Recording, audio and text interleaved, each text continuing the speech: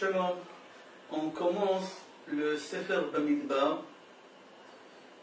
Dans le Pasuk Bet, c'est marqué Se'u et Rosh Kol Adat Bnei Israël le Mishpechotam le Bet Avotam Bemispar Kol Shemot Zachar, etc.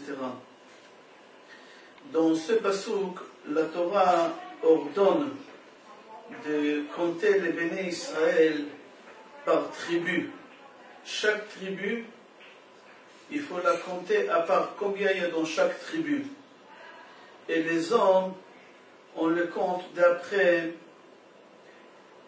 leur père, de quelle tribu il vient, et pas d'après leur mère. Le Yalkut Shimoni, Remez Taf Resh Pei Dalet, dit que l'arbre généalogique du peuple juif, c'est ça qui nous différencie des autres nations. Comme c'est marqué au moment que les Béné Israël ils ont reçu la Torah, les autres nations, ils étaient jaloux. Ils ont demandé à Kadosh Baruch Hu pourquoi le peuple juif et pas nous. Le Midrash dit qu'Akadosh Baruch Hu il leur a fermé la bouche en leur disant « Ramenez-vous aussi votre arbre généalogique » comme les Béné Israël, ils ont apporté leur arbre généalogique. Il y a un livre qui s'appelle Otsar Ephraim, il pose une question au nom de Rabbi Nathan Gishteter. Il demande comment c'est possible de dire que les Béné Israël seuls, ils ont leur arbre généalogique. Puisqu'on sait qu'il y a aussi les autres nations, ils ont leur arbre généalogique. Comme c'est marqué dans Bereshit Perek Chafhei Pasuk Yudbet, Ve'ele Toldot Ishmael. Et voici les descendants de la tribu d'Ishmaël. C'est-à-dire quoi? Ils ont un arbre généalogique. Où c'est marqué Ve'ele Toldot Esav. Voici la descendance d'Esav. Alors on voit qu'Ishmaël et Esav, eux aussi, ils ont leur arbre généalogique. Pas que le peuple d'Israël. Et en plus, une deuxième question qu'il dit, comment c'est possible de dire que la Torah elle est donnée seulement à celui qui a l'arbre généalogique? C'est-à-dire on lit le don de la Torah à l'arbre généalogique. Alors il répond, il dit que c'est vrai que Akadosh Baruch Hu, il a donné aux Béné Israël la Torah parce qu'ils ont leur arbre généalogique. Et c'est vrai que les autres nations aussi, ils ont l'arbre généalogique.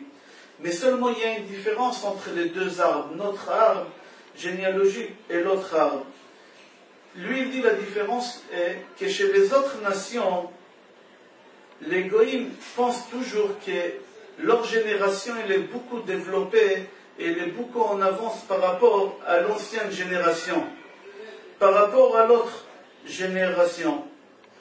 Et lui, il pense que lui, il sait mieux que son grand-père ou son arrière-grand-père.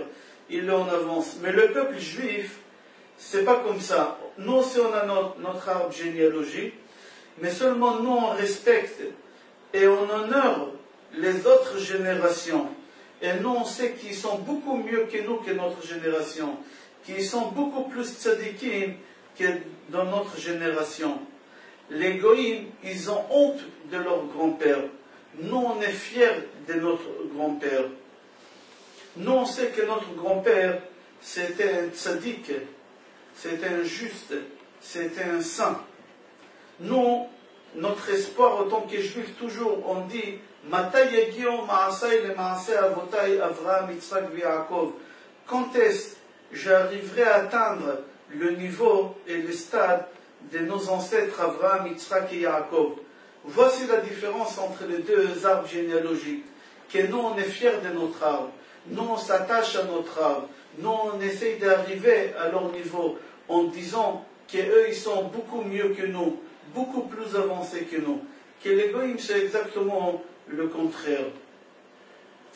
Il y a une Gemara, Shabbat, page Kuf Yud Bet, Amud Bet, dit Im Rishonim bene Malachim, Anu bene Adam. אנו בני אנשים, ואם ראשונים בני אנשים, אנו כחמורים, ולא כחמורו של רבי חנינא בן דוסא ורבי פנחס בן יאיר.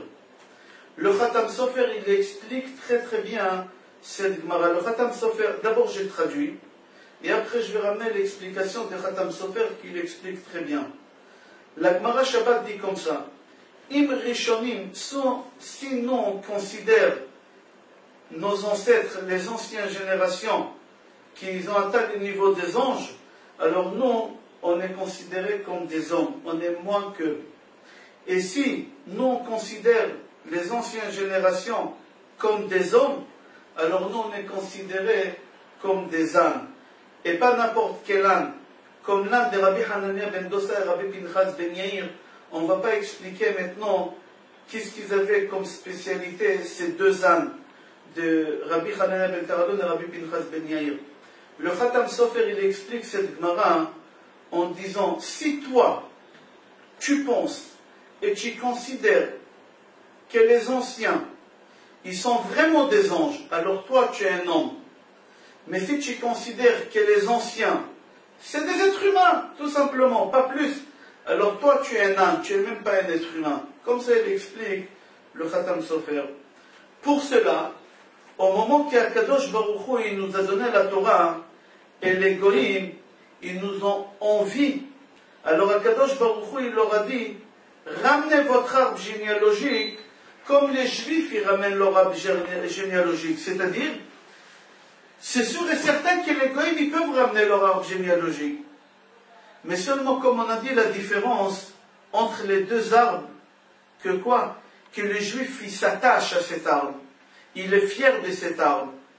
Mais le Goï, s'il va recevoir la Torah, si Akadosh Baruch Hu, il aurait donné la Torah, on n'aurait plus aujourd'hui la Torah. Oh, ils n'ont plus aujourd'hui la Torah, les Goïm. Pourquoi? Parce que les Goïm, avec leur génération qui avancent, ils pensent que les anciens, ils sont bêtes, ils ne sont pas intelligents. Alors, les générations d'après, ils ne vont plus respecter la Torah et garder la Torah parce qu'ils auraient dit, les anciens, ils ont accepté quelque chose qu'ils n'ont même pas compris, ils sont bêtes. Alors nous, on n'a pas à garder ce qui est nos ancêtres, les anciens, ils ont accepté quelque chose qui est bête. C'est pour ça que Kadosh Baruch Hu, il n'aura pas donné la Torah. Puisque vous ne donnez pas l'importance aux anciens, et vous n'allez pas garder ce que les anciens, ils ont reçu, alors vous ne méritez même pas. Mais les béné Israël, puisqu'ils respectent les anciens, ils acceptent la transmission des anciens, alors eux, ils vont garder la Torah, et la Torah, elle aura des continuités jusqu'à la venue de Mashiach. Alors il n'y a que eux qui méritent à recevoir la Torah, et c'est pour ça que Kadosh Baruch Hu, il ne leur a pas donné la Torah. Kadosh Baruch Hu, il a donné au béné Israël la Torah parce qu'il savait que les béné Israël, ils vont s'attacher aux anciens. Rabbi Nissim Karelitz Shlita, il ramène une Gemara, Me'ila Daf Yud Zayin, Amud Aleph, qu'elle raconte qu'un jour, les Romains, ils ont interdit aux Juifs de respecter Shabbat, Nida, la pureté familiale, et Brit Mila. Et les Juifs, ils étaient embêtés, ils étaient très très surveillés. À l'époque, ils avaient un Tana qui s'appelait Rabbi Reuven Istroboli. Rabbi Reuven Istroboli, c'était un bel homme. Il s'est déguisé, il a coupé ses cheveux comme les Goïms, il s'est déguisé comme eux, et il est parti chez eux. Et il leur a dit, dites-moi, comme il parlait bien, ils ont cru que c'était un des ministres, et alors ils l'ont accepté, ils ont écouté ce qu'il disait. Il leur a dit, dites-moi, c'est lui qui a un ennemi, est-ce qu'il préfère que l'ennemi soit en bonne santé ou malade? Ils leur ont dit, bien sûr, malade. Il leur a dit, alors pourquoi vous leur interdisez de faire la Brit Mila? Laissez-les faire la Brit Mila, comme ça ils seront malades. Ils ont accepté, ils ont dit, tu as raison. Quelques jours après, il leur a dit, est-ce que vous voulez que l'ennemi il se multiplie ou il diminue? Ils ont dit, bien sûr qu'il diminue. Alors ils ont dit, alors pourquoi vous leur interdisez de faire la pureté familiale? Parce que plus ils font la pureté familiale, moins ils apportent des enfants. Alors laissez-les respecter la pureté familiale, comme ça ils se séparent de leur femme pendant 11 jours. Ils ont dit, tu as raison, ils ont remis la loi des pureté familiale. Après, il leur a dit, est-ce que vous voulez que votre ennemi, il s'enrichit ou il devient pauvre? Ils leur ont dit, bien sûr qu'il devient pauvre. Il leur a dit, alors pourquoi vous leur autorisez à travailler Shabbat? Dites-leur que c'est interdit de travailler le Shabbat, comme ça ils vont gagner moins d'argent. Ils ont dit, tu as raison, et c'est comme ça que Rabbi Reuven Astrouboli, il a réussi. Mais en fin de compte, quelques jours après, ils se sont rendus compte qu'il s'est moqué d'eux, que c'était un juif. Ils ont remis les lois à nouveau. Chachamim, ils se sont réunis entre eux, comment on peut annuler. Et Rabbi Shimon Bar Yochai, il a dit, puisque moi j'ai l'habitude d'avoir des miracles, laissez-moi y aller, et Bezrat Hashem, Dieu il va m'aider. Au moment que Rabbi Shimon Bar Yochai il est parti à Rome, quand il est arrivé à Rome, il y a un démon, un Shindalet, il est venu vers lui, je ne vais pas citer son nom, c'est marqué ici son nom, il est venu vers lui, il lui a dit, Dieu m'a envoyé vers toi pour t'aider. Rabbi Shimon Bar Yochai, il s'est mis à pleurer. Quand ils lui ont dit, pourquoi tu pleures, il leur a dit, la servante de mon père, c'est-à-dire la servante d'Abraham Avinu, Agar, quand elle a quitté la maison, il y a des anges qui sont venus à sa rencontre. Moi, c'est un démon qui vient à ma rencontre, c'est-à-dire je suis moi qui est la servante de mon père, moi que j'ai tout fait pour arriver au niveau de mon père, c'est-à-dire on dit l'homme il doit toujours espérer quand est-ce qu'il va atteindre le niveau de ses ancêtres Abraham, Yitzhak et Yaakov. Et moi j'ai cru que j'ai atteint. Et en fin de compte, je me rendais compte maintenant que même pas au niveau de la servante de mon père. Et là, il a commencé à pleurer. En fin de compte, c'est pas ça qui m'intéresse. Rabbi Shimon Bar Yochai, il a réussi à annuler parce que le démon, il est rentré dans le corps de la fille du roi. Et elle a crié, je veux Rabbi Shimon Bar Yochai, je veux Rabbi Shimon Bar Yochai. En fin de compte, Rabbi Shimon Bar Yochai, il est venu. Il lui a retiré les démons, il l'a guéri. Et le roi, il lui a dit, rentre dans les trésors et tu peux prendre ce que tu veux. Et il a pris là-bas où c'est marqué les décrets des 3 choses qu'on n'a pas le droit de faire et ça a été annulé. Qu'est-ce qui m'intéresse dans cette histoire? Rabbi Shimon Bar Yochai, toute sa vie, il a espéré à quoi? Il a espéré à quand est-ce que je vais arriver, quand est-ce que je vais atteindre arriver au niveau de mes ancêtres Abraham, Yitzhak et Yaakov. Voici c'est quoi l'arbre généalogique de le peuple juif. C'est s'attacher aux anciens, c'est d'être fier des anciens. Et les goïms, c'est pas ça. Les goïms, ils ont honte de leurs grands-pères, ils ont honte de leurs anciens. Ils se prennent pour plus intelligents, pour des gens plus développés, plus avancés par rapport aux anciens. Dans notre paracha, dans Pasuk, dans Perek Nun, Pasuk Aleph, c'est marqué Ve'ata afked et aleviim al mishkan ha'edut. Ve'ata afked, tu vas placer, tu vas nommer les Lévi'im sur le Mishkan. Baal HaTurim relève en disant que le mot afked dans toute la Bible, on la voit 2 fois. Une fois dans notre paracha, et la deuxième fois on la trouve dans Tehillim, Perek Kuftet, Pasuk Vav, c'est marqué là-bas, afked alav racha, tu vas nommer sur lui un racha, un mécréant. Alors le Baal HaTurim il pose la question, est-ce qu'il y a un lien entre ces 2 psukim, entre le pasuk des Lévi, qui c'est marqué tu vas nommer les Lévi'im sur le Mishkan, et sur le pasuk qui c'est marqué tu vas nommer sur lui un mécréant. Alors le Baal HaTurim dit oui, il y a un lien entre les deux. Et c'est quoi? Écoutez, c'est très fort. C'est marqué En adam ne'isa shoter milemata ela im ken ne'isa rasha milemala. Un homme ne peut pas avoir un poste de gouverneur si il n'y a pas un mécréant qui a été nommé pour lui dans les ciels. C'est-à-dire quoi? Au moment que quelqu'un il a un poste puissant, n'importe quel poste, policier, juge, n'importe quel poste puissant, qu'il est responsable sur des gens, il faut savoir que cette personne, il y a quelqu'un qui a été nommé sur lui dans les cieux, un rachat, un mécréant. Et on va expliquer. Comment on peut dire une chose pareille que les Lévi'im, ils étaient nommés pour un métier puissant, et comment on peut dire sur eux que c'est des Rechaim, que c'est des mécréants? Le Admor Megur Sfat Emet, il explique il apporte une Gemara Souka, page Nunbet, que la Gemara dit comme ça, Kol gadol mechavero yitzro gadol mimeno. Tout celui qui est plus important que son ami, alors son Yetzerara, son mauvais penchant, il est beaucoup plus fort que lui. C'est-à-dire, plus tu avances dans ton métier qui devient beaucoup plus puissant, le mauvais penchant, il s'agrandit avec ton métier. Et c'est pour cela, au moment que les Lévim, on les a nommés sur le Mishkan, ils ont avancé de leur niveau, ils ont avancé dans leur puissance, ils étaient plus importants que les autres Juifs. Alors, leur Yetzerara, leur mauvais penchant, il s'est agrandi avec eux. Et pour cela, on dit qu'on a nommé sur eux un mécréant. Qui c'est le mécréant? Le mauvais penchant. D'accord? Chazal dit, dans le Midrash, quand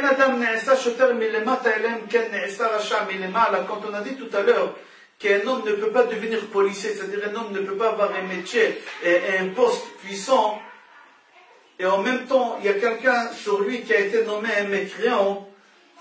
Pourquoi? Parce que le mécréant qui a été nommé sur lui, c'est-à-dire que c'est lui qui a un poste important, le mauvais penchant, il s'est agrandi, il essaye de le faire glisser. Il essaye de faire en sorte qu'il fasse des erreurs, qu'il fasse des péchés, qu'il fasse des choses qu'il ne faut pas faire. Il y a un rabbin qui s'appelle Rabbi Yochanan David Solimon Shlita. Il dit que la Mishnah dans Pirkei Avot, elle dit, Sena et Rabbanut déteste le métier de rabbin. Lui, il dit, quand on dit déteste le métier de rabbin, ça veut pas dire rabbin. Au contraire, on a besoin des rabbins. Mais quand on utilise le mot rabbin, ça veut dire déteste le métier puissant. Ne prends pas des métiers puissants, c'est-à-dire des métiers qui a des gens qui dépendent de toi. Pourquoi? Parce que celui qui a un métier puissant, que des gens ils dépendent de lui, il va faire des péchés sans se rendre compte. Le mauvais penchant, il est tellement fort qu'il va les faire glisser sans qu'il va se rendre compte. Dans le livre Otsar Ephraim, il développe ça. Au nom de Rabbi Betzalel Zev Shparan, il dit, il faut comprendre le Baal Turim de tout à l'heure. Il ramène une Gemara, Yoma, page Chavbet Amud Bet. Il dit comme ça, Kevan shenitmana Adam parnas ala tzibur nit'ashar. Si un homme, il a été nommé Parnas, responsable de la tzedaka, de la caisse de la communauté, il va s'enrichir. C'est pas compréhensible cette Gemara. Lui, il explique comme ça, au moment que ça a été dans le ciel décrété qu'un homme, il aura un métier puissant, c'est-à-dire qu'il y a des gens qui vont dépendre de lui, alors, nit'achar, c'est-à-dire quoi nit'achar? Il a un tampon qui s'est marqué dessus Racha. Et quand vous lisez un tampon, vous lisez à l'envers, Rocher.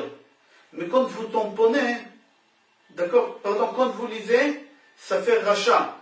Quand vous tamponnez, ça fait Rocher. C'est-à-dire, Chachamim disent de cette Gemara, on apprend, quelqu'un il a un poste puissant, alors il a un rachat qui est nommé sur lui. Quand la Gemara dit qu'il va s'enrichir, ça ne veut pas dire qu'il va s'enrichir, c'est quand tu lis le tampon à l'envers. Mais quand tu lis le tampon à l'endroit, parce que prenez un tampon et lisez-le, ou regardez, c'est à l'envers. Mais quand vous tamponnez, vous lisez à l'endroit. Alors quand vous lisez à l'envers, c'est marqué Rocher, riche, enrichi. Mais quand vous tamponnez, on voit que c'est marqué rachat. C'est ça qu'est-ce qu'elle veut dire, la Gemara. Encore, c'est marqué dans le livre Otsar Ephraim, au nom de Be'erot Hamayim, de Rabbi Tzvi Cohen Mirenavrov. Il rapporte une Gemara Chagiga à page Hei Amud Bet. Elle raconte au moment que Rabbi Yoshua ben Hanania, il devait mourir. Au dernier moment, ses élèves lui ont demandé qu'est-ce qu'on va répondre aux mécréants. À l'époque, ils avaient beaucoup d'apicorsim. C'est des gens qui posaient des questions et qui traduisaient la Torah tordue. comment on va leur répondre? Parce que Rabbi Yoshua, la Gemara dit que Rabbi Yoshua ben Hanania, il savait répondre. Il savait comment parler avec eux, il les mettait en place. Maintenant, lui, il va mourir. Qui va le remplacer? Personne ne sait parler aussi bien que lui. Personne, il a des connaissances aussi profondes dans le profane et dans le Kodesh comme lui. Il leur a répondu, Rabbi Yoshua ben Hanania, il leur a dit, ne vous inquiétez pas. Dès que je vais mourir, leur puissance aussi, elle va baisser. Pourquoi? Il leur a dit, c'est marqué dans Kohelet, Perek Zayin, Pasuk Yudalet, Zel Umad Ze Asa Elohim. Au moment que dans le peuple juif, il y a quelqu'un de puissant, c'est obligé que chez les Goïms, il y a quelqu'un de puissant. Zel Umad Ze Asa Elohim. Pour que les Goïms ne disent pas, oui, chez les Juifs, ils avaient des prophètes, nous, on n'a pas de prophètes. Certes, Akadosh Baruch Hu, il a donné Moshe Rabbeinu comme prophète. Mais Akadosh Baruch Hu aussi, il leur a donné des prophètes chez eux qui s'appelaient Bilam. Bilam Aracha aussi, il était prophète au même niveau que Moshe Rabbeinu. Zel Umad Ze Asa Elohim. Alors Rabbi Yoshua ben Hanania, il leur a dit, c'est vrai que je suis puissant, je peux leur répondre, mais au moment que je vais mourir, Akadosh Baruch Hu, il est obligé de nommer quelqu'un au même niveau que moi, qui va répondre, et si Akadosh Baruch Hu, il ne va pas nommer quelqu'un au niveau que moi, il va baisser leur niveau. Et puisqu'il va baisser leur niveau, alors vous allez avoir la possibilité de répondre sur leurs questions. Pour cela, dans notre paracha, on dit qu'Akadosh Baruch Hu, il leur a dit de nommer les Lévi'im comme responsables sur le Mishkan. Pourquoi? Parce que face à eux, Akadosh Baruch Hu, il va nommer aussi des mécréants. Et c'est pour ça le Baal Turim, il leur a dit, il a dit le pasuk, Afked alav Racha, c'est-à-dire il y a les Lévi'im qui ont pris ce poste, mais face à eux aussi, il y a un Racha, il y a un mécréant. Qui sait, c'est le Satan qui essaie de les faire glisser. Tout celui qui a un poste puissant, il a la tentation beaucoup plus forte des choses qu'on n'a pas le droit de faire.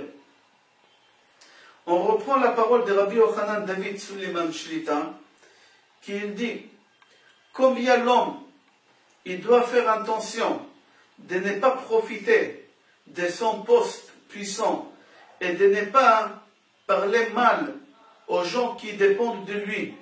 N'importe quel poste qu'il a, n'importe quel niveau qu'il a, même que ça peut être un tzaddik, un grand tzaddik, mais au moment qu'il a eu un poste important, c'est-à-dire que son mauvais penchant aussi, il s'est agrandi avec lui. Alors il doit faire très attention. Akadosh Baruch Hu, il est très très méticuleux avec les tzadikim, avec les gens qui sont aussi puissants. Il nous ramène une preuve d'un des grands tzadikim qu'on avait dans la génération, dans la Torah, dans Bereshit Perek Vav, Pasuk Tet, c'est marqué, sur Noach, Ish Tzadik Tamim Aya. C'était un homme juste, Noach. C'était un grand tzadik. Il faut savoir qu'Akadosh Baruch Hu, il a donné aussi à Noach un poste important. Il a mis la parnassa de toute l'humanité entre les mains de Noach. Pendant une année, quand ils étaient dans l'arche de Noach, Noach, il était responsable, quand il était dans l'arche, Noach, il était responsable de nourrir tout le monde. C'est-à-dire qu'il avait un poste important, la vie et la mort de tous les gens qui étaient dans l'arche, il était entre ses mains. C'est-à-dire qu'il avait un poste très important. C'est-à-dire que c'était le seul homme puissant là-bas. Lui décidait qui va recevoir à manger, quelle quantité et quel moment. Lui et ses enfants, ils ont travaillé 24 sur 24 pour nourrir tous les animaux là-bas. Son fils, il a témoigné, le fils de Noach, il a témoigné, et il a dit, Tsar gadol haya lanu bateva. On a souffert énormément dans l'arche. On avait des animaux qu'ils avaient l'habitude de manger dans la journée, on les nourrissait dans la journée. Il y a des animaux qui ont l'habitude de manger que le soir, il fallait rester le soir. Il y a des animaux que la nuit, au début de la nuit, à la fin de la nuit, c'est-à-dire 24 heures sur 24, on ne pouvait pas dormir, il fallait qu'on s'occupe et qu'on nourrit tous les bêtes. La Gemara Sanhedrin, page Koufret Amoud Bet, raconte qu'un jour, Noach il a eu un peu de retard à donner à manger au lion. Et le lion, il s'est fâché, et il a frappé Noach. Et Noach, il avait du mal à marcher, il boitait pendant toute sa vie. Comme ça, Rashi Bereshit Perek Zayin, Pasuk Chav Gimel, il rapporte cette Gemara-là. Après cette année, dans l'arche, l'arche de Noach, elle s'est arrêtée sur le mont Ararat. Noach, il a pris le corbeau, il a voulu renvoyer le corbeau par la fenêtre pour aller voir la situation, s'il y a de l'eau, oui ou non. La Gemara raconte que le corbeau, il n'a pas voulu sortir. Il a dit à Noach, Rabchason ani ve'ata sena'atani. Il a dit à Noach, ton Dieu, il me hait, et toi aussi tu me hais. Pourquoi ton Dieu il te hait, il me hait? Parce qu'il a dit qu'Akadosh Baruch Hu, il a dit tous les animaux qui sont cachers, il faut ramener 7 couples. Et tous les animaux qui ne sont pas cachers, il faut ramener un couple. Toi, tu me hais et tu choisis parmi tous les animaux qu'il y a ici de me renvoyer que moi. Moi, je suis le seul mâle, corbeau. Si je sors et je meurs, ma femelle, elle ne peut pas avoir de descendance. Alors toute ma race, elle va être éliminée. Tu fais ça parce que tu me hais. Pourquoi tu ne prends pas la colombe? Il y a 7 colombes, il y a 7 mâles, 7 femelles. Renvoie. Pourquoi tu me renvoies moi? Rish Lakish, il a dit, sur ces paroles de corbeau, Teshuva nitzacha teshiva orev le Noach beota sha'a. Que le corbeau, il a bien répondu à Noach. On continue le psukim de Noach là-bas, et on va voir que Noach, il n'a pas fait attention aux paroles de ce corbeau. Il a renvoyé par force. Akadosh Baruch Hu, il s'est fâché, et c'est marqué dans Yalkut Shimoni qu'Akadosh Baruch Hu, il a puni Noach, parce qu'il a renvoyé comme ça par force. Akadosh Baruch Hu, il a dit à Noach, tu veux commander ceux qui sont plus faibles que toi? Toi, tu te pries pour le gros patron. Alors moi, je vais te montrer qui c'est le gros patron. C'est marqué dans Perek Tet, dans Bereshit Perek Tet Pasuk Raf, Vayechal Noach isha Adama, etc. Vaishkar, il s'est saoulé. Il n'a pas pu se contrôler. Il n'a pas pu se contrôler. Il ne savait pas qu'est-ce qu'il faisait. Il était saoul. Et on sait qu'est-ce que son fils, il lui a fait. Qu'est-ce qu'on apprend de tout ça? Que c'est lui qui, à Kadosh Baruch Hu, il lui donne un poste puissant. Il a beaucoup de tentations de faire du mal. On sait que l'homme, il fait beaucoup de mal. Il montre son caractère, son mauvais caractère à la maison, entre sa femme et ses enfants, entre les collègues. Dès qu'il a un poste important, il veut montrer que c'est lui le patron, que c'est lui le responsable, c'est lui le chef d'équipe. Certes, la Gemara dit, c'est vrai, que pas tous les postes, toutes les responsabilités, ils sont pareils. On voit que dans l'histoire, on avait des rois qui étaient mécréants. Il y a des rois qui se sont pris pour Dieu. On va donner un exemple. Katrina et Marshima de Russie. Un jour, on raconte sur elle qu'elle s'est énervée parce qu'elle devait traverser un pont, mais le pont il s'est écroulé. Et elle n'a pas voulu attendre, elle a crié, je vais traverser. Et là-bas, il y a un soldat qui lui a dit, il y a les soldats, les collègues qui sont partis ramener du sable, on va mettre beaucoup de sable dans le fleuve et on va le sécher, tu pourras traverser. Et elle leur a dit non, je veux que les soldats sortent dans le fleuve, et ils font un pont avec leur corps, c'est-à-dire qu'ils vont mourir, qu'ils vont se noyer, et je marcherai sur leur corps, c'est plus rapide. Voici la folie des grandeurs. Elle a rendu le sable plus important qu'un humain. La folie des grandeurs. On va changer des sujets. Dans la paracha, c'est marqué Ish al diglo beotot lebet avotam yachanu בני ישראל מנגד סביב לאוהל מועד יחנו. פרק ב' פסוק ב'. C'est marqué là-bas que chaque tribu, elle avait un drapeau. Et chacun y restait avec sa tribu sous son drapeau. Et comme ça, on savait, il s'est installé autour de Mishkan, autour de Ohel Moed. Et comme ça, on voyait par rapport au drapeau, chacun où il était, à quelle tribu il appartenait.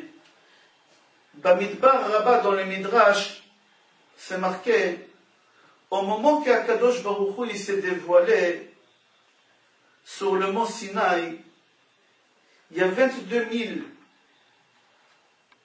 anges, ils ont descendu avec Akadosh Baruch Hu. C'est marqué dans Tehillim, Perek Samech Chet, Rachav Elokim, Rechev Elokim Ribotayim, Alfe Shin'an, Vehayu Asuim, Degalim, Degalim.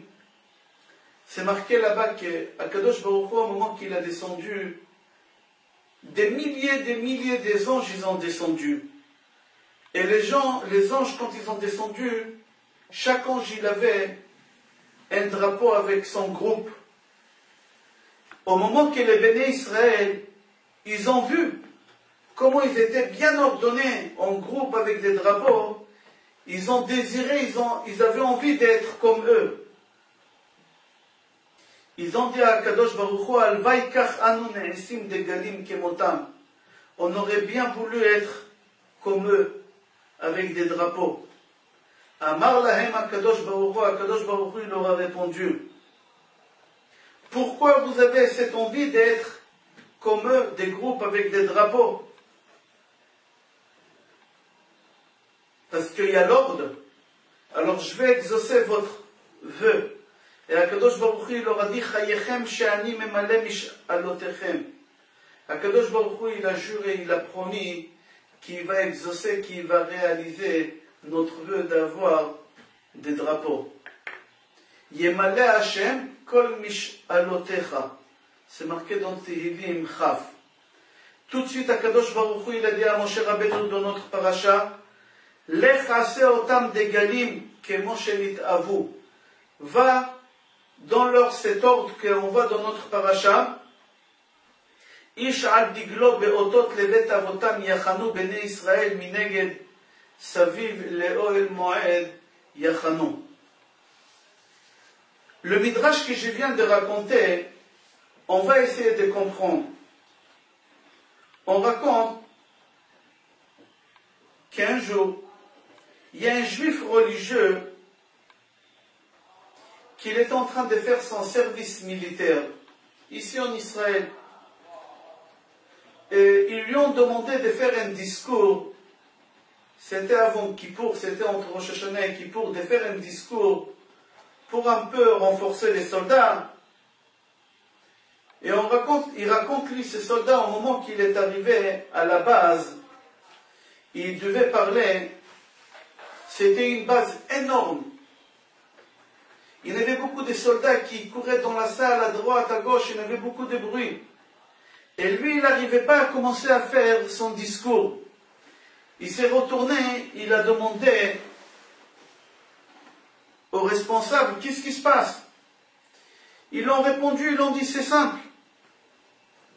Ici, il y a toutes sortes de soldats. Il y a de l'armée de l'air, il y a artillerie, il y a infanterie, il y a toutes sortes de soldats. Et personne ne veut s'asseoir à côté de l'autre. Les pilotes, ils se sentent. Il leur a dit que les pilotes, l'armée de l'air, ils se sentent supérieurs. Ils ne veulent pas s'asseoir à côté de l'artillerie et celle d'artillerie, ils ne veulent pas s'asseoir à côté de l'infanterie. Chacun, ils se sent mieux que l'autre et ils ne veulent pas s'asseoir à côté. Au moment qu'il a entendu ça, il a tapé fort sur la table et avec le micro, il leur a dit, donnez-moi 5 minutes. Il avait le silence. Il a commencé à parler, il leur a dit, c'est marqué dans Parashat Nitzavim, Atem Nitzavim Ayom Kulechem Lifnei Hashem. Vous êtes tous présents aujourd'hui devant Hashem. Rashechem, Shiftechem, Ziknechem, Vejotechem, etc. Michote ve'etzecha, depuis le bûcheron, jusqu'à Shoev Memecha, c'est lui qui va puiser l'eau. Il leur a dit, il y a une question sur ce pasouk. Pourquoi Kadosh Baruch Hu, il dit que tous les gens ils doivent être présents devant Hachem? Depuis celui qui est bûcheron, qui coupe les arbres, jusqu'à celui qui puise l'eau. On dirait ces deux personnes différentes, deux personnes loin de l'autre. Il y a un qui gagne 10 000 shekels par mois, l'autre il gagne 200 000 shekels par mois. C'est quoi ça? Ces deux personnes-là, le bûcheron et celui qui va puiser l'eau, ils ont le même salaire. C'est quoi?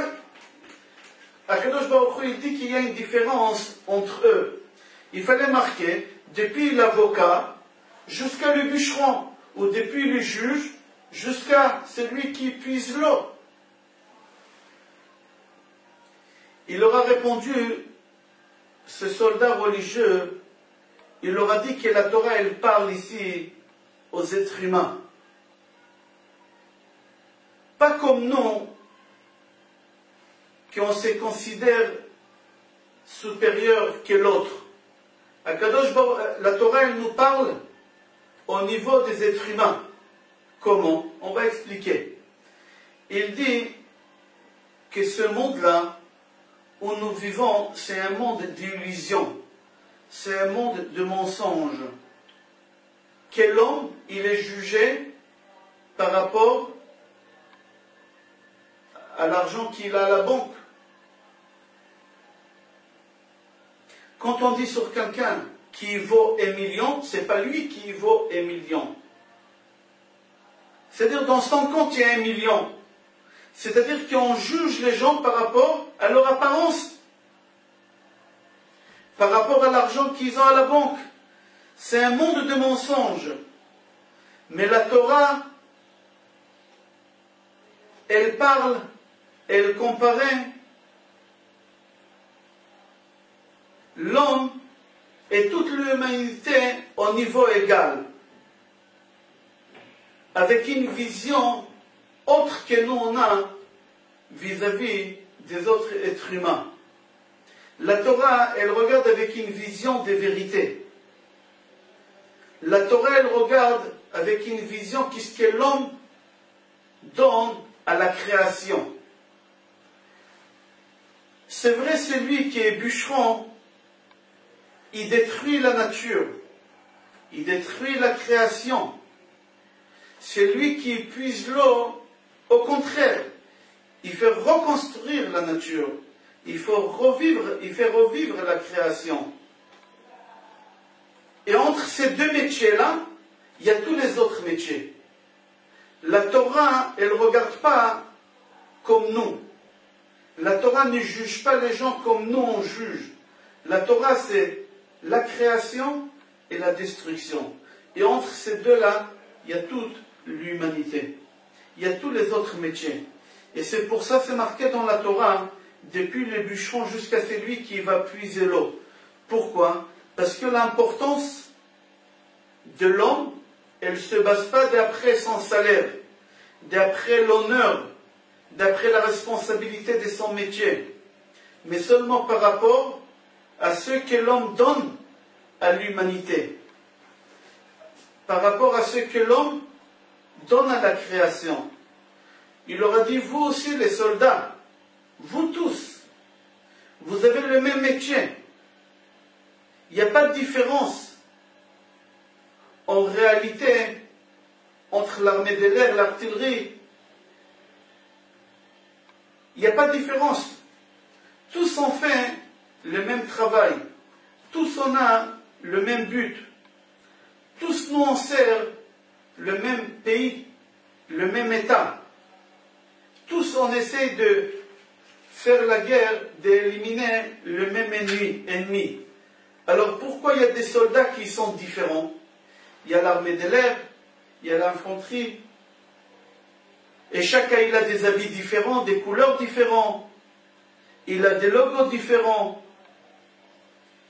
Il leur a dit parce que il faut savoir que seulement grâce à cette différence que nous on a entre nous ici à l'armée, on peut réussir de faire la guerre. Pourquoi? Parce que quand on fait une guerre, au début on envoie l'armée de l'air, qu'elle essaie de bombarder un maximum. Après, on envoie l'artillerie de loin, on essaye encore. Et à la fin, on essaie de faire rentrer l'infanterie. Et ensemble, avec l'artillerie, on essaye de finir le travail et de conquérir ce terrain. Mais tous on a le même but, tous on fait le même travail, tous on sert le même pays.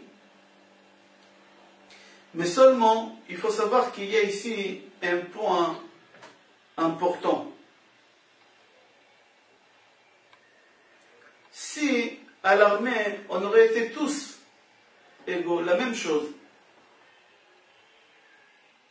les mêmes habits, les mêmes couleurs, jamais on n'aurait pu tirer du soldat le mieux de lui qu'il peut donner.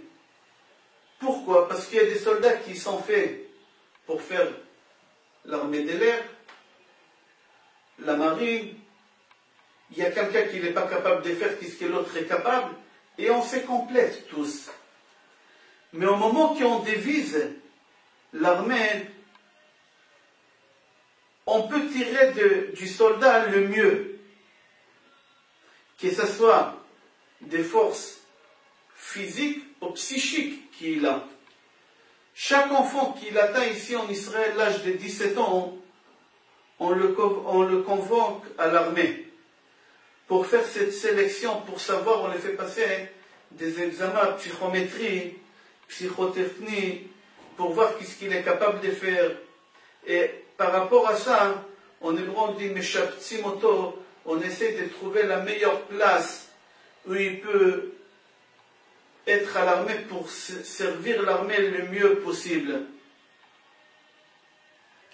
Et c'est ça qu'est-ce que les béné Israël, ils ont vu chez les Malachim, au moment qu'Akadosh Baruch Hu, il a descendu sur le Har Sinaï.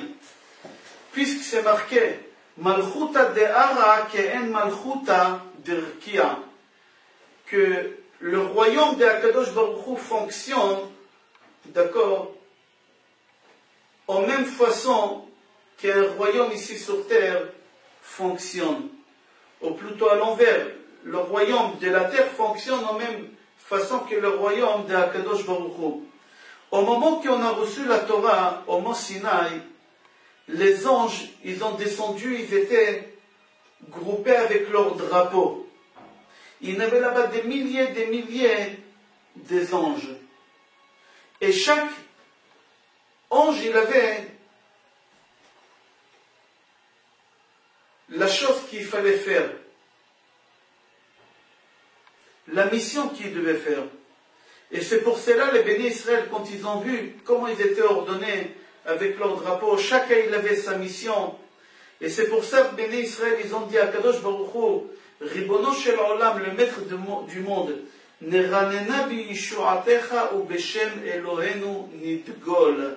Nous aussi, on veut être arrangés en groupe avec des drapeaux. Nous, on veut aussi servir Dieu bien, avec toute notre possibilité, avec toute notre force. Nous, on veut que chacun, il aura son travail, sa mission qu'il doit faire. Nous tous, en tant que juifs, on a l'obligation de faire les 613 mitzvot de la Torah et les 7 mitzvot de Rabbanan, qui ensemble, ça fait 620. Et 620, c'est la valeur numérique des Keter, couronne. Et c'est quoi cette couronne qu'on parle? C'est la couronne de Akadosh Baruch Hu, comme on dit, Itenu lecha malachim amonemala, im amecha Israël kebutz emata. Nous tous, ici en bas, réunis, avec les anges qui se trouvent en haut, nous tous, on veut te couronner Akadosh Baruch Hu sur nous. Nous tous, on veut servir le même roi. Chacun d'entre nous, il a sa spécificité qui peut te donner un bon service à Kadosh Baruch Hu. Dieu, quand il a entendu ça, il leur a dit à Kadosh Baruch Hu, pourquoi vous avez cette envie d'avoir des drapeaux? Akadosh Baruch Hu, il leur a dit, puisque vous voulez pour atteindre ce but-là, pour me servir au mieux possible, je vais réaliser votre désir. Je vais vous donner des drapeaux. Et en fin de compte, dans notre paracha, on voit qu'Akadosh Baruch Hu, il a donné à chaque tribu et tribu un drapeau. Et chaque tribu, il avait son logo et sa spécificité qui pouvait faire cette tribu. Aujourd'hui, malheureusement, on n'a pas tous les 12 tribus. On ne sait même pas de quelle tribu nous-mêmes on vient. Nous savons seulement qu'on est les enfants d'Abraham, Yitzhak et Yaakov. Mais de quelle tribu on est, on ne sait pas. Quand le Mashiach, Be'ezrat Hashem, il va venir, il va dire chacun de quelle tribu il est, et il va nous dévoiler où sont les autres tribus. Mais aujourd'hui, chacun il a ses origines, d'où il vient, chacun il a ses coutumes, chacun il y a des origines qui ont des coutumes qui mettent le point beaucoup sur la joie, il y en a sur la prière, chacun il a ses coutumes. Chacun il doit garder les coutumes qu'il a eues de ses ancêtres. Comme on dit dans la paracha, Ishal diglo be'otot lebet avotam yachanu bnei Israël. C'est-à-dire que chacun il doit garder les coutumes qu'il a reçues. Mais il faut faire attention, il y a des coutumes qui sont faux, qui sont contre la halakha. Parce que le mot coutume en hébreu, minhag, si vous le lisez à l'envers, ça fait gehinam. Des fois, le minhag, la coutume, elle peut nous ramener en enfer. Pourquoi? Parce que c'est contre la Torah. Moi, je parle des coutumes qui sont reconnues par les rabbanim, etc. Il faut savoir qu'on a dit que tous les tribus, ils étaient en groupe, qu'ils étaient différents uns des autres. Il faut savoir que même dans le groupe lui-même, dans la tribu elle-même, chacun, il avait un travail spécifique qu'il devait faire. Chacun, il avait un travail à faire. On prendra l'exemple des tribus de Lévi, qu'eux, ils travaillaient au Beth Amikdash. Qu'est-ce qui faisait la tribu de Lévi au Beth Amikdash? La tribu de Lévi, elle était divisée déjà en deux groupes. Il y avait le groupe des Kohanim, d'accord? Il y avait le groupe des Lévi'im. Et chacun, il avait un métier au Beth Amikdash différent de l'autre. Et les Lévi'im eux-mêmes, ils étaient divisés en plusieurs responsabilités.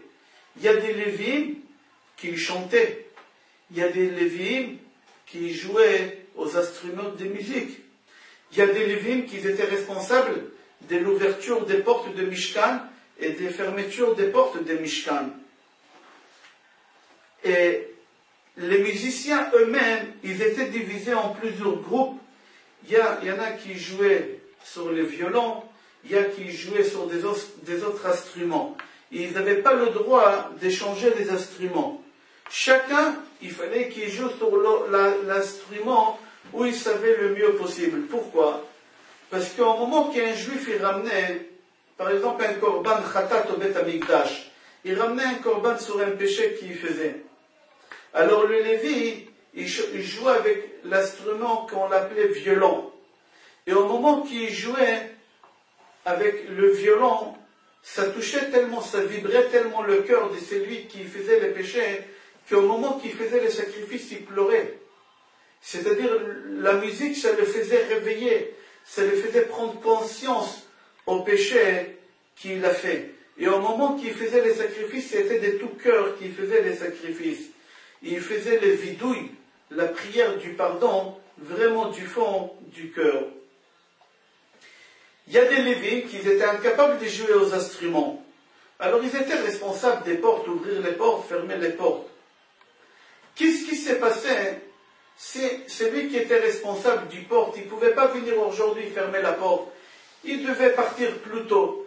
Est-ce qu'il peut demander aux Lévites qui jouaient aux instruments, s'il te plaît, moi je dois partir aujourd'hui plus tôt. Est-ce qu'à la fin de tout, les sacrifices, tu peux faire la fermeture? Non, c'était interdit. Chacun, il avait sa mission.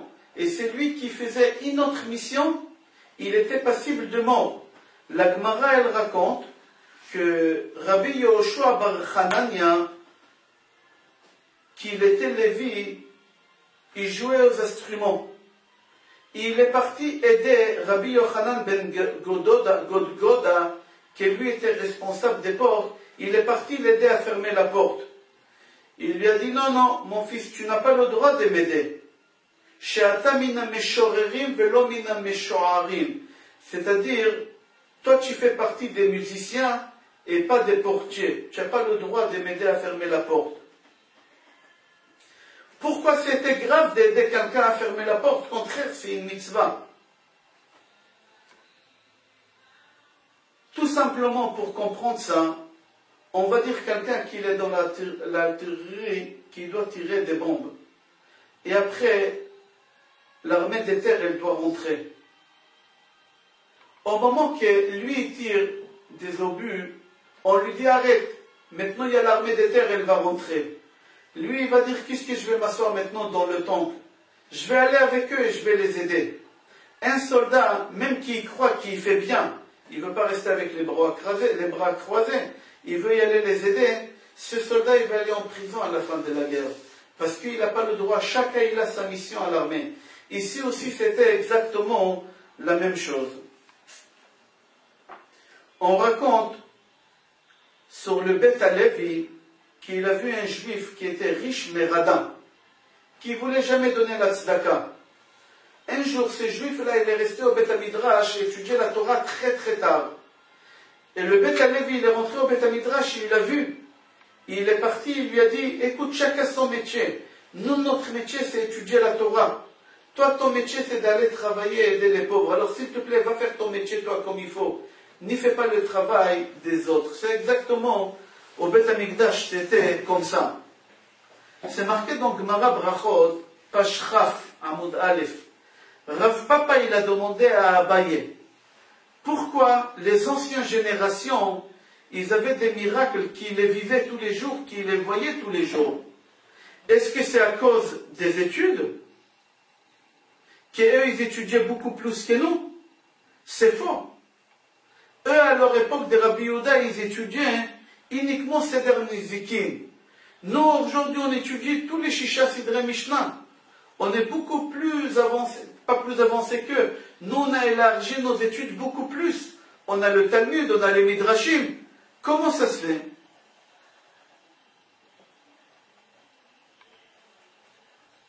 Rav Papa, il a demandé cette question. Il leur a dit pas seulement qu'eux, ils avaient des miracles, et en plus, ils avaient des miracles très vite. Comme la Gemara raconte qu'un jour, ils n'avaient pas de pluie pendant 3 ans. Il fallait faire des prières. Et Rabbi Yehuda, pour faire la prière, il fallait enlever les chaussures comme un endeuillé. Il a seulement enlevé sa chaussure gauche. Il n'a pas encore enlevé, il a seulement commencé à enlever la chaussure pour commencer à faire des prières. Et déjà la pluie, elle a commencé à tomber. Comme ça, la Gemara, elle raconte. Et nous, on prie pendant des heures. Et personne ne nous écoute, personne ne nous surveille, personne ne répond à nos prières. Abaye, il a répondu à Rav Papa. Il lui a dit, il y a une différence entre leur prière et notre prière. Eux, mis à part leur prière, ils se donnaient corps et âme au moment qu'ils faisaient une mitzvah. Nous, on se donne qu'âme, on ne se donne pas notre corps aussi au moment qu'on fait la mitzvah. Et là-bas, la Gemara, elle rapporte une preuve que quelqu'un qui s'est donné corps et âme, Rav Ada bar Ahava, un jour il a marché, il s'est promené au marché, et il a vu une femme habillée, pas pudiquement. Elle avait un habit rouge, une écharpe rouge. Et c'est pas pudique qu'une femme avec les habits rouges, c'est des couleurs qui tapent à l'œil. Qu'est-ce qu'il a fait Rav Ada bar Ahava? Il a pensé que c'était une femme juive. Il lui a arraché cet habit. En fin de compte, il s'est avéré que cette femme, elle n'était pas juive. Et cette femme non juive, il est parti au tribunal rabbinique. Attaquer Rav Ada bar Ahava, il lui a fait perdre de l'argent, ça coûte cher, cette écharpe. Et le tribunal rabbinique, ils ont obligé Rav Ada bar Ahava de payer 400 pièces à cette femme. Il lui a payé Et Rav Ada bar Ahava, il lui a dit, comment tu t'appelles? La femme, il a dit, je m'appelle Matoun. Il lui a dit, Rav Ada bar Ahava, Matoun, Matoun, Arba Zuz Shavia. On ne comprend pas ce que ça veut dire, on va voir, quelqu'un va expliquer ça. Tout d'abord, on va essayer de comprendre. Où on voit que Rav Ada bar Ahava, il s'est donné corps, il s'est donné âme. Il a fait une mitzvah, il a donné sa neshama pour faire cette mitzvah. Mais corps, où on voit qu'il a donné son corps? Il a payé 400 pièces, mais ce n'est pas corps. Le corps et l'argent, ce n'est pas du tout la même chose. Rashi là-bas, il répond, il dit que cette femme, elle s'appelait Matoun. C'est-à-dire quoi Matoun? Matoun, c'est patience, patient. Quand cette femme, il lui a dit, je m'appelle Matoun, et Rav Ada bar Ahava, il a dit, Matoun Arba Meot Zuzeh, Rav Ada bar Ahava, il voulait dire, il a dit, je suis quelqu'un pas patient, trop pressé.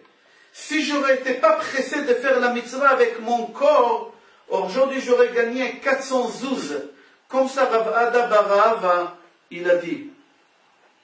Rav Bregman, Shlita, il rapporte une Gemara, Ta'anit, Pash Chavbet, Chavvav Amudbet. Les élèves de Rav Ada bar Ahava, le même Rav, il a vécu très longtemps. Ils lui ont dit, grâce à quoi tu as eu ce mérite de vivre aussi longtemps? Aujourd'hui aussi, nous on pose les questions aux vieux, comment ça se fait qu'ils arrivent à atteindre 100 ans, 110 ans? Et nous on attend une réponse terre à terre. Je mange tous les jours 2 tablettes de chocolat. Je mange tous les jours une orange. Nous on attend ça, mais eux quand ils ont posé la question, c'est pas cette réponse comme nous on s'attend. Eux ils attendaient. Eux, ils savaient qu'avoir une longue vie, ça dépend des autres choses. De notre époque, ils ont demandé à un rav qui s'appelait Rabbi Shimon Miraslav. Ils lui ont posé une question. Comment ça se fait que tu as eu le mérite de vivre aussi longtemps? Il leur a répondu une belle réponse. Il leur a dit, jamais j'ai posé des questions à Kadosh Baruch Hu. Quand j'ai eu une épreuve dans ma vie, jamais j'ai dit à Kadosh Baruch Hu pourquoi. Jamais. J'avais pas de questions, j'acceptais tout. Alors au moment qu'on ne se pose pas de questions, alors Dieu il n'a pas de réponse à nous donner. Mais à partir du moment que tu as trop de questions, Akadosh Baruch Hu il te convoque, il te dit tu as des questions, viens je vais te donner des réponses. Alors c'est pour ça que je vis très longtemps, parce que je n'ai pas de questions. Tout ce que Akadosh Baruch Hu me donne, j'accepte avec amour. On va revenir à notre Gemara, Rav Ada bar Ahava. Il a répondu à ses enfants, grâce à quoi j'ai eu une longue vie. Il leur a dit, parce que jamais de ma vie, je me suis énervé dans ma maison. Jamais j'ai marché devant quelqu'un qui est plus important que moi. Jamais j'ai pensé des choses des Torah dans des rues sales. Jamais j'ai marché 4 pas sans penser à la Torah, sans tefilin. Tout le temps j'avais des tefilin, mis à part Shabbat. Jamais j'ai dormi à la synagogue, au Beth Midrash, en maison des études. Lo shenat ha'aray ve lo shenat keva. Ni j'ai somnolé, j'ai dormi 2 minutes, ni j'ai dormi une nuit complète. Velo sasti betakalat chaveri. Jamais j'ai été joyeux quand mon ami, il a fait quelque chose qu'il ne fallait pas et on l'a puni. Quand il a fait une erreur, j'ai rigolé, je me suis moqué de lui. Et jamais j'ai donné des surnoms à mon ami. Voilà pourquoi j'ai vécu aussi longtemps. La première chose que Rav Ada bar Ahava il a dit à ses élèves, que jamais il s'est énervé dans sa maison. Nous, aujourd'hui, on fait très attention de ne pas s'énerver avec nos enfants ou notre femme en public. Pourquoi? Parce que c'est pas joli. Mais à la maison, on se permet tout. Parce qu'il n'y a personne qui nous voit. Personne, il va nous faire la remarque. Personne, il va nous juger. À l'extérieur, jamais on s'est reconduit comme on s'est conduit à l'intérieur chez nous à la maison. Parce que là-bas, ils vont nous juger et on a peur. Et Rav Ada bar Ahava, il leur a dit, intérieurement, je vis comme je vis extérieurement. Deuxième chose, il leur a dit, jamais j'ai marché 4 pas sans la Torah, c'est-à-dire, jamais j'ai marché dans la rue et je regardais qu'est-ce qui s'est passé autour de moi. Mais au moment que quelqu'un a fait un péché, il fallait que je le reprends, là oui j'ai regardé. Là j'ai arrêté mes études et j'étais chez cette femme-là. Pourquoi? Parce qu'intérieurement ça ne me laissait pas à me concentrer dans mes études. Sans savoir si c'était un juif ou non, il est parti, il lui a arraché cet habit-là. Il n'a pas eu peur qu'est-ce que les gens vont dire. Fanatique, noir, extrémiste. Non, la halakha c'est la halakha. J'ai fait ça pourquoi? Pour être Mekadesh Shem Shamayim, pour honorer, glorifier le nom de Hachem. C'est ça, c'est donner corps et âme. C'est ça, c'est donner corps et âme. Là, il s'est donné corps. On raconte sur le Gris, Rabbi Israël Salanter, Gaon Ador, qu'une fois, il devait donner un cours à la yeshiva. Mais il a tardé, les élèves, ils ont attendu un quart d'heure, 20 minutes, une demi-heure, 45 minutes. Les élèves, ils se sont inquiétés, ils ont cru qu'il lui est arrivé quelque chose, il neigeait, ils ont cru peut-être qu'il a glissé. Ils ont parti le chercher, ils ont fait la même route que lui fait pour venir à la yeshiva. Ils ont vu que leur Rosh Yeshiva, il était debout, sur un pont, il tenait la main d'une jeune femme. Et les élèves, ils étaient étonnés, comment ça se fait que le Rav Gaon Ador, Tzadik, Rabbi Israël Salanter, il tient la main d'une jeune femme comme ça. Ils se sont mis de côté. Quand la femme elle est partie, ils ont posé la question à leur Rav, qu'est-ce qui se passe? C'est quoi cette histoire? Il leur a dit, j'étais sur la route pour y aller à la yeshiva, et j'ai vu cette femme qui elle voulait se jeter du pont. J'ai eu peur qu'elle se suicide, j'ai crié, je lui ai dit de s'arrêter. Et elle n'a pas voulu m'écouter, j'ai couru, je l'ai attrapée par force, et je ne l'ai pas laissé sauter. Je lui posais, madame, qu'est-ce qui vous arrive? Et elle m'a raconté que Dieu nous préserve. Elle a eu 2 petits-enfants qui se sont fait écraser par une voiture, ils sont morts. Suite à ça, son mari, ils lui ont dévoilé une maladie. Et comme son mari ne pouvait pas travailler, alors ils ont loué leur cheval à un voisin pour labourer la terre, mais le cheval, il est tombé malade. Et maintenant, elle ne peut plus vivre. Elle a perdu ses 2 enfants, son mari, il est malade, il ne peut pas travailler, il n'y a aucune rentrée, aucun espoir, ça ne sert à rien de rester. Je lui dis, madame, ne vous inquiétez pas, je vais vous acheter un cheval. Mais elle a refusé. Pendant 1 heure, j'ai essayé de la consoler et de lui mettre une raison dans la tête pour qu'elle ne se jette pas. Et c'est pour ça que j'ai tenu sa main pour qu'elle ne se jette pas. Jusqu'à ce que j'ai réussi à la calmer, elle est partie chez elle. Rabbi Israël Salanter, il a dit à ses élèves, c'est exactement ce que Chachamim disent dans le Talmud, Sota Pashraf Aleph, Amud Aleph. Qui c'est un chassid choté? Qui c'est un juif religieux imbécile? C'est celui qui voit une femme qu'elle se noie, il ne va pas la sauver, il dit on n'a pas le droit de toucher une femme. C'est exactement ce qu'on a vécu avec cette histoire-là. On raconte une histoire sur Rabbi Nachum Shadikar, qui c'était un grand tzaddik. Il jeûnait de Motzei Shabbat à vendredi, sans s'arrêter. Il jeûnait, samedi soir il commençait, dimanche, lundi, mardi, mercredi, jeudi, vendredi, jusqu'à vendredi, la rentrée de Shabbat. On raconte qu'un jour, il y a un rabbin qui est venu à la synagogue, et les gens de la synagogue ils lui ont dit, vous voulez venir manger chez nous? Il leur a dit non, j'ai mangé déjà chez Rabbi Nachum. C'est lui qui jeûne. Ils lui ont dit c'est impossible, on est jeudi aujourd'hui. Lui il jeûne de Motzei Shabbat. Il leur a dit je ne sais pas qu'est-ce qu'il a l'habitude de faire ce rabbin, mais il m'a fait une belle table, il l'a mangé avec moi. Les gens ils ont parti demander à ce rabbin est-ce que c'est vrai? Il leur a dit oui c'est vrai. Ils lui ont dit mais c'est très dur la mitzvah que tu as fait. Parce que quand tu commences un jeûne au début, dimanche, lundi, tu le casses, d'accord, c'est facile. Mais tenir jusqu'à jeudi, et jeudi casser le jeûne pour quelqu'un, c'est extraordinaire, pourquoi tu as fait ça? Il leur a dit, c'est marqué, Gedolach nasat orchim yoter mikabalat pene ashchina. C'est plus important de recevoir un invité chez lui à la maison que recevoir Dieu à la maison. Alors comment vous voulez que j'ai dit à ce bonhomme, je jeûne, je ne peux pas manger, mange-toi. Il fallait que je mange avec lui pour lui montrer que je suis content, que je suis joyeux, qu'il est venu chez moi. À Chazon Ish, il a raconté à Rav Chaim Kanievski Shlita que son père, c'est-à-dire le père de Chazon Ish, il était malade. Et les médecins, ils ont dit au papa de Chazon Ish, le jour de Kippour, jeûne, jusqu'à que tu sens que tu es plus capable, tu manges. Il leur a dit d'accord. Le papa de Chazon Ish, il a jeûné. 10 minutes avant la fin du jeûne, il est parti, il a mangé. Qu'est-ce que nous, on aurait fait? On aurait dit non, encore 10 minutes, on peut tenir, ça va, on a tenu 24 heures, moi 10 minutes, encore 10 minutes. Non. Le papa d'Achazon Ish, il a dit, quand Akadosh Baruch Hu, il dit de jeûner, on jeûne, quand on peut jeûner.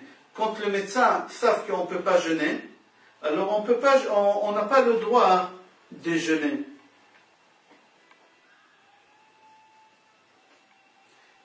Le papa d'Achazon Ish, il servait à Akadosh Baruch Hu, parce qu'Akadosh Baruch Hu, il a ordonné de jeûner. Mais Akadosh Baruch Hu aussi, il a ordonné de manger. Quand le médecin te dit de manger, c'est marqué dans la Torah qu'il faut écouter le médecin, il faut jeûner. Il n'a pas fait de compte, le papa de Chazon Ish, est-ce que j'ai le droit de manger ou j'ai pas le droit de manger? Est-ce que les gens ils vont parler? Est-ce que les gens ils vont pas parler? Le médecin, il m'a dit que je peux manger, je mange. Parce que la Torah, elle m'autorise de manger. C'est ça, c'est donner corps et âme. Imaginons Boaz, le grand de cette génération à l'époque, qu'il y a une femme convertie, une femme de Moab, elle vient dans le champ de Boaz et elle lui dit, Boaz dit, qui c'est cette fille? Il s'intéresse à une jeune fille. Ça ne se fait pas pour quelqu'un comme Boaz, aussi grand, aussi important, et en plus il était âgé, le Midrash dit qu'il avait 400 ans, à s'intéresser d'une jeune fille. Il s'est inquiété pour elle, il lui a dit, n'y va pas dans les autres champs, prends d'ici tout ce qu'il faut. Il lui a donné à manger, à boire, il s'est occupé d'elle. Est-ce que Boaz, il n'avait même pas l'arrière-pensée de se marier avec elle, il avait 400 ans. Et pourquoi Boaz, il a fait une chose pareille? Mais Boaz, il ne pense pas comme nous, il ne fait pas les mêmes comptes que nous, qu'est-ce qu'ils vont dire les gens, à quoi on va arriver, qu'est-ce qui va se passer. Lui, il avait une seule but, il pensait une seule chose. C'est quoi mon devoir autant que juif? Akadosh Baruch Hu, qu'est-ce qu'il attend de moi?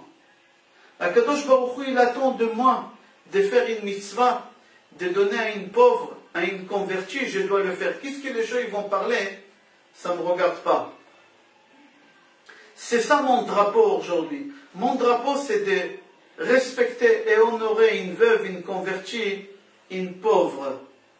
Imaginons que Chas Veshalom Boaz, il ne serait pas intéressé à Ruth, il ne serait pas intéressé à elle. Il aurait fait des comptes, les gens ils vont parler, les gens ils vont dire, les gens ils vont regarder, les gens ils vont rapporter. D'où on aurait eu David Amelech? D'où on aurait eu le Tehillim? D'où on aurait eu le Messie, le roi Messie? Chacun il doit se demander c'est quoi son devoir et c'est quoi sa mission ici en ce moment sur terre. Comme c'est marqué dans notre paracha, Ish'al Diglo, chacun avec son drapeau, chacun avec sa mission. Chacun doit faire sa mission qu'il a ici sur terre. Dans la paracha c'est marqué Vaïdaber Hashem el Moshe bemidbar Sinai. Rashi dit, par amour qu'Akadosh Baruch Hu il a porté à ses enfants, il les a comptés chaque heure et chaque fois. Quand on est sorti d'Égypte, Akadosh Baruch Hu il nous a compté la faute de Vodor, Akadosh Baruch Hu, il nous a compté pour savoir combien il restait. Au moment qu'Akadosh Baruch Hu il a donné la Shrina sur nous, il a compté le premier Nissan, quand on a fini la construction de Mishkan, Akadosh Baruch Hu il a compté le premier Iyar, Akadosh Baruch Hu il les a comptés 6 fois. On voit qu'Akadosh Baruch Hu il a compté les béné Israël. Encore une preuve, l'amour qu'Akadosh Baruch Hu montre au peuple d'Israël, mis à part qu'il les a comptés comme Rashi dit, regardez tous les livres de la Torah, les 5 livres de la Torah.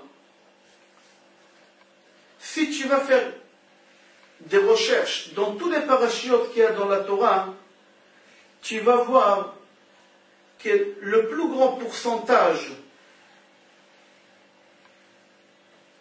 qu'on parle dans la Torah, c'est quand on était pendant le désert. C'est la traversée la plus courte dans l'histoire juive, 40 ans seulement. L'esclavage d'Égypte, c'était 210 ans. Et seulement la traversée du désert, 40 ans, c'est 80% des 5 livres de la Torah. J'ai fait des recherches et venez, on va voir ensemble. Dans Parashat Bereshit, dans une seule paracha, à l'intérieur de cette paracha, il y a une histoire de 1400 ans. Depuis la création du monde, d'accord,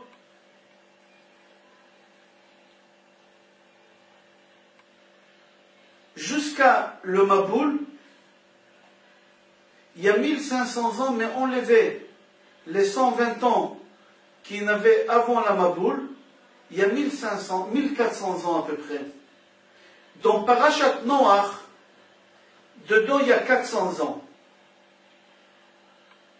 Elle commence à partir de l'âge de Noach, 500 ans, et elle finit cette paracha à la naissance d'Avraham Avinu, à peu près 400 ans. Depuis la naissance d'Avraham, le temps va, il s'est rétréci.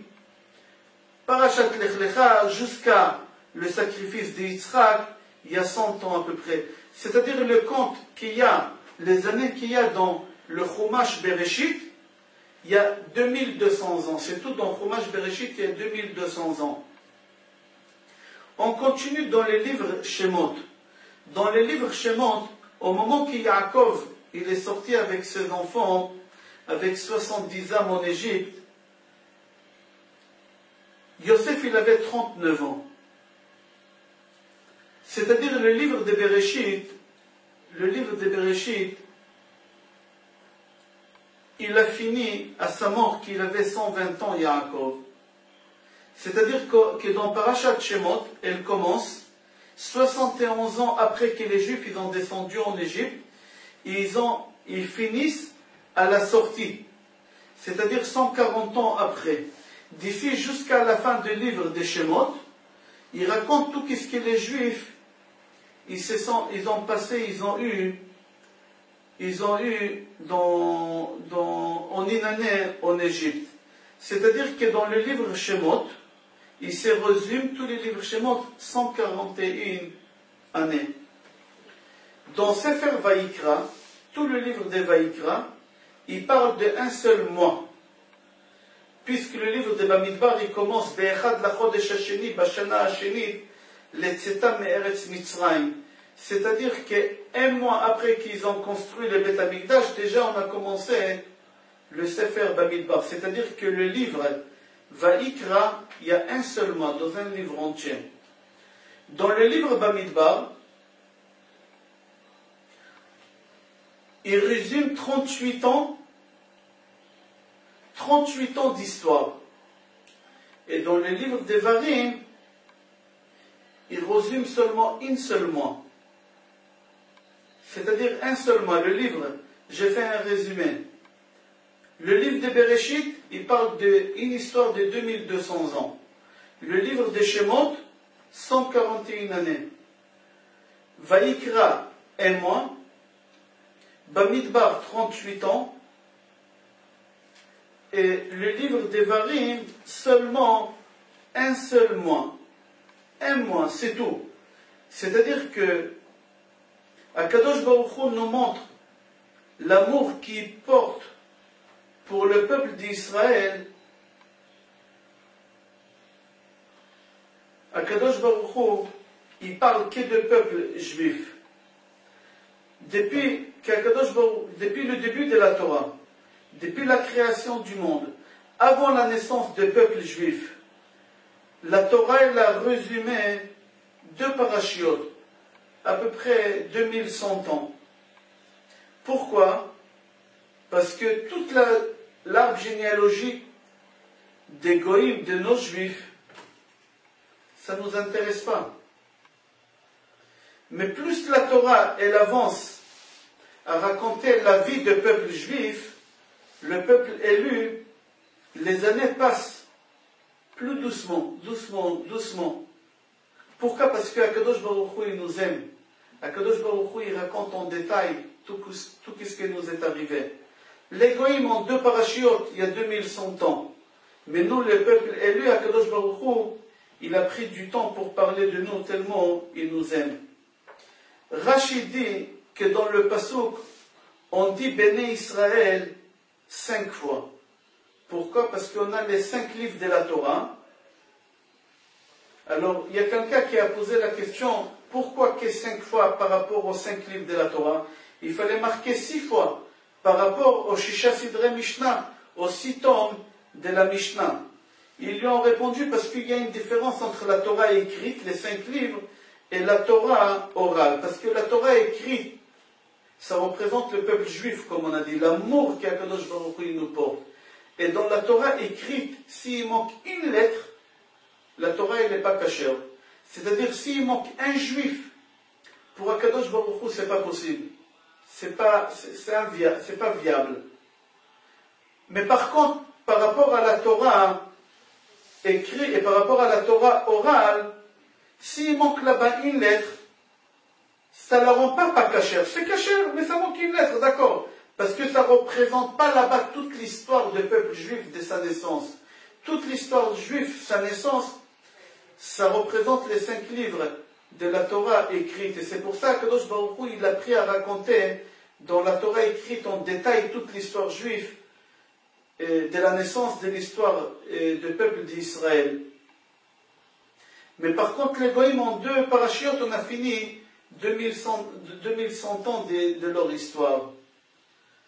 C'est la paracha qu'on vient de faire, Sefer Bamidbar. Je vous souhaite, Be'ezrat Hashem, Baracha ve'Hatzlacha, Shabbat Shalom et Kol Tov.